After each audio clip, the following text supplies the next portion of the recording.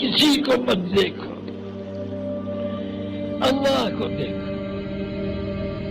وہ نہ کسی ملک کے صدر تھے، نہ کسی فوج کے جنرل، نہ ان کے پاس دولت تھی نہ طاقت،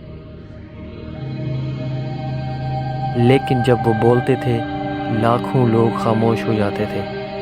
لا الہ الا اللہ، کسی سے نہیں ہوتا، اللہ سے ہوتا۔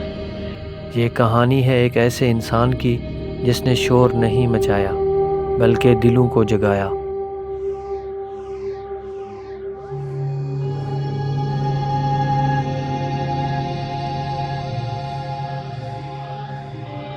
سن 1923 میں دہلی کے ایک سادہ گھر میں پیدا ہونے والا یہ بچہ نہیں جانتا تھا کہ ایک دن اس کا نام پوری دنیا میں لیا جائے گا۔ حاجی عبدالوہاب صاحب رحمۃ اللہ علیہ کا بچپن سادگی، محنت اور خاموشی سے گزرا۔ وہ زیادہ بولتے نہیں تھے لیکن غور بہت کرتے تھے۔ یہی خاموشی بعد میں ان کی سب سے بڑی طاقت بنی۔ جوانی آئی، دنیا نے آواز دی، لیکن دل کسی اور طرف کھینچ رہا تھا۔ استعفیٰ دے اور نظام الدین آ کے پڑھ گئے۔ حضرت مولانا الیاس صاحب رحمۃ اللہ علیہ اور مولانا یوسف صاحب رحمۃ اللہ علیہ کے قریب رہ کر انہوں نے ایک بات سیکھی، دین باتوں سے نہیں قربانی سے زندہ ہوتا ہے۔ یہاں سے ان کی زندگی کا رخ بدل گیا۔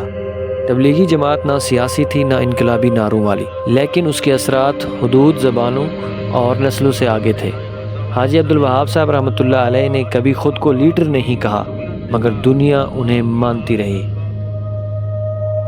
رائے کا وہ سادہ مرکز ایک دن پوری دنیا کا روحانی مرکز بن گیا۔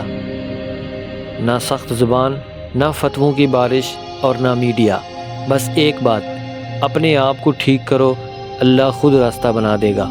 وہ کہتے تھے ہم لوگوں کو عالم نہیں عامل بنانا چاہتے ہیں۔